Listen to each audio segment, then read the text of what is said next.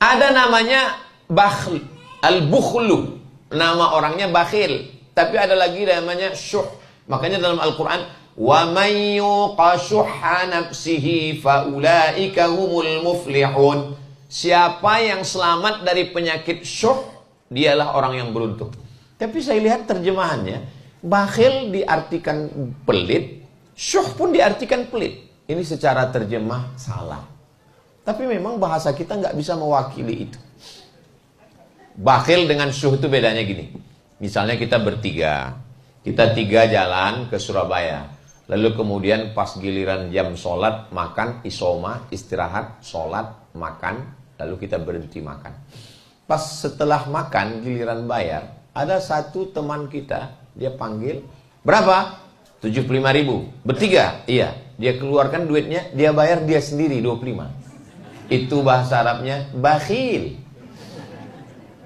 Tapi ada satu lagi, pas giliran bayar, dia izin ke belakang, mohon maaf ya, ke toilet dulu. Duit dia jangankan untuk orang lain, dia pun gak mau makan duit dia. Ini namanya syuh. Makanya dalam Quran dikatakan, wa may yuqa syuhha. Saya punya teman Pak Ustadz, kalau lewat 10 kol diesel, itu yang 3 punya orang, yang 7 punya dia. Kaya sekali. 10 kol diesel lewat, 7 punya dia, 3 yang punya orang. Hebat dia, hebat Pak Ustadz. Kebun karet, kebun sawit, kolam ikan, punya dia. Mana dia sekarang? Meninggal. Dulu waktu hidup Pak Ustadz, kalau dia pergi kemana-mana, bawa tas laptop. Ustadz tahu isinya apa? Apa? Pisang rebus. Kalau lapar, dia buka, dia kupas. Nggak akan mau makan sama orang karena takut bayari orang.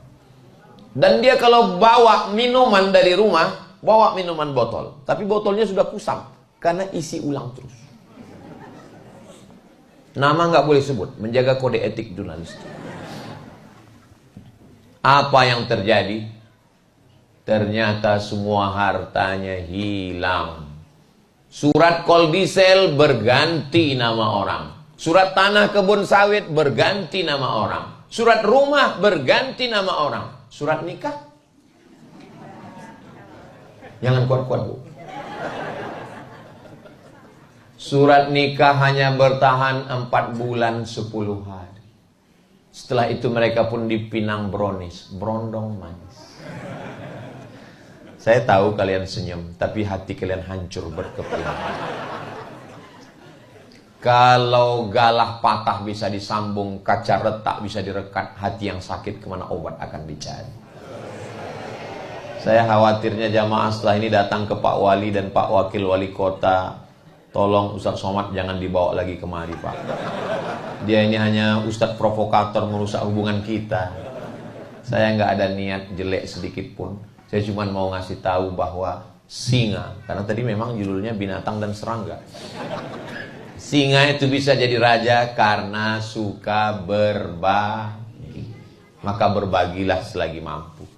Hidup ini pada akhirnya hanya sepotong kenangan. Maka tinggalkanlah kenangan yang baik-baik. Biasanya orang itu dikenang karena 2. Sangat dermawan dan sangat bakhil. Maka kalau mau jadi kenangan, pilihlah 2 tadi.